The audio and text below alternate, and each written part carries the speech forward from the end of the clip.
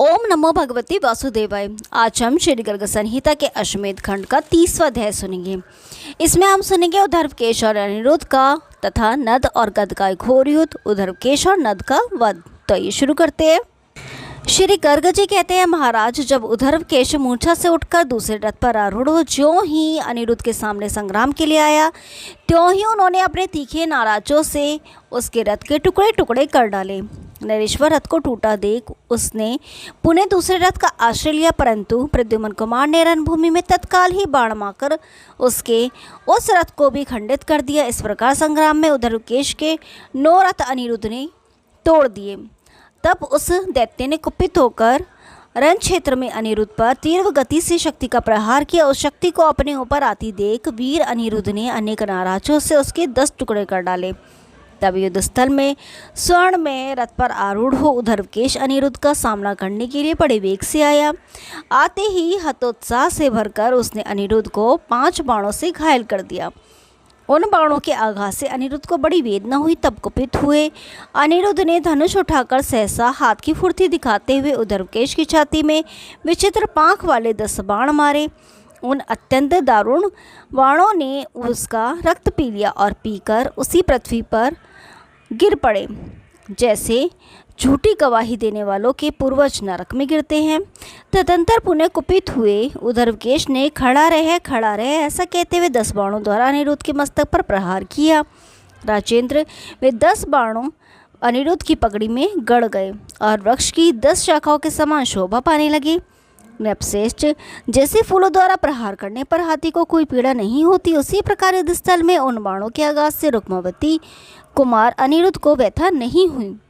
माधव, अनिरुद्ध ने अत्यंत रोष से भरकर विचित्र पांख वाले तथा स्वर्ण में पांख वाले 100 बाण अपने धनुष पर रखकर प्रत्यंचा खींचकर छोड़े। राजन, वे बाण उद्धवकेश के सारे अंगों का भेदन करके रक्त रंजित हो शीघ्र ही नीचे गिर गए। ठीक उसी तरह जैसे श्री कृष्ण भक्ति से विमुख मनुष्य अधोगति को प्राप्त होते हैं। उन बाण समूहों से आहत होने पर युद्ध स्थल में उद्धवकेश के प्राण पखेरु उड़ गए। नृपश्रेष्ठ, उस समय दैत्य सेना में हाहाकार मच गया। यादवों की सेना में जय हो की ध्वनि गूंज उठी और देवता लोग अनिरुद्ध के ऊपर फूलों की वर्षा करने लगे। यादवराज उद्धवकेश उस युद्ध स्थल में देह धारण करके विमान पर आरूढ़ हो पुण्यात्माओं के निवास स्थान स्वर्गलोक में चला गया।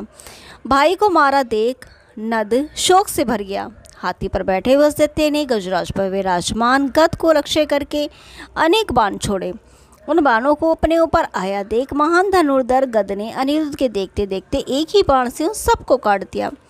भाई के शोक में डूबे हुए नद ने अत्यंत कुपित होकर संग्राम में अपने बाणों के प्रहार से रोहिणी नंदन गद को गजहीन कर दिया।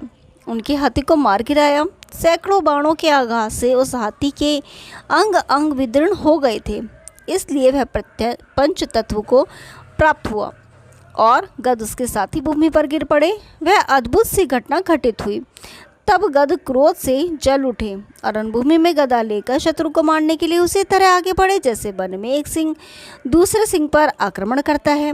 राजन, गद की आधी ही नद के हाथी ने उन्हें अपनी सूंड में लपेटकर आकाश में 100 योजन ऊपर फेंक दिया। आकाश से गिरने पर गद ने उठकर हाथी के शुंड दंड को पकड़ लिया और उसे घुमाकर पृथ्वी पर दे मारा। उस हाथी की युद्ध स्थल में तत्काल मृत्यु हो गई। यह देखकर महान असुर नद को आश्चर्य हुआ। उसने गद की प्रशंसा करके एक भारी गद हाथ में ले ली और शीघ्र ही गदाधारी वीर गद को युद्ध के लिए ललकारा। प्रजानाथ, इसी प्रकार गद ने भी दैत्य नद का अपने साथ संग्राम के लिए आवाहन किया। नद ने गद को उत्तर दिया, यादव, तू मनुष्य है, अतः तेरे साथ युद्ध करने में मुझे लज्जा का अनुभव हो रहा है। भला तू कैसे मेरे साथ युद्ध करेगा? पहले तू मुझ पर प्रहार कर, क्योंकि बाद में प्रहार करने के लिए तू जीवित नहीं रह सकेगा।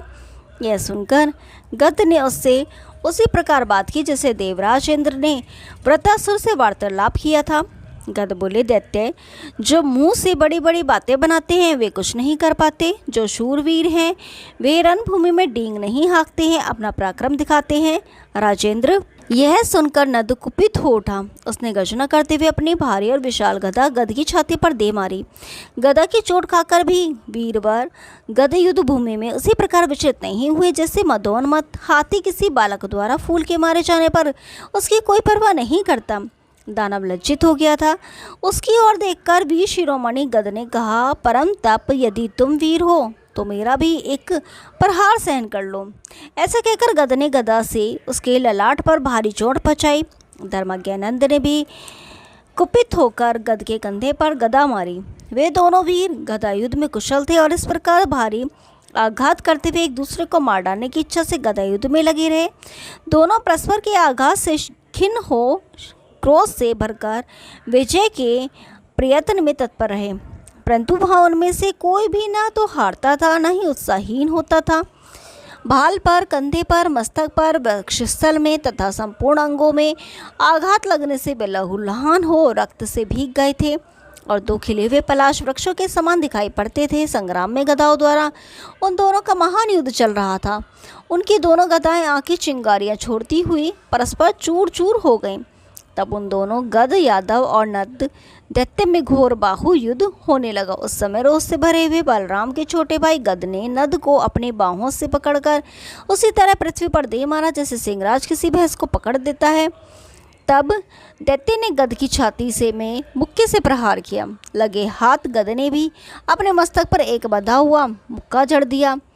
मुक्कों, घुटनों, पैरों, तमाचों और भुजाओं से वे दोनों एक दूसरे पर प्रहार कर रहे थे और दोनों ही रोज से अपने अधर पर लब दबाए हुए थे। तब समरभूमि में दैत्य ने कुपित हो बलपूर्वक गद का एक पैर पकड़ लिया और घुमाकर उन्हें धरती पर दे मारा। उसी समय रोज से जलते हुए गद ने भी उठकर शत्रु का एक पैर पकड़कर उसे घुमाते हुए हाथी के पृष्ठभाग पर पटक दिया। राजन दैत्य ने फिर उठकर अहोनी कुमार को जा पकड़ा और बलपूर्वक आकाश में उन्हें 100 योजन ऊपर फेंक दिया। वहां से गिरने पर भी वृक्ष के समान अंग वाले गद को कोई चोट नहीं पहुंची, किंचन मात्र मन की व्याकुलता हुई। फिर उन्होंने उस दैत्य को भी 1 सहस्र योजन ऊपर उछाल दिया। उतनी ऊंचाई से गिरने पर भी वह दैत्य फिर उठकर युद्ध करने लगा। गद नद को और नद गद को पारस्परिक आघातों द्वारा चोट पहुंचाते रहे।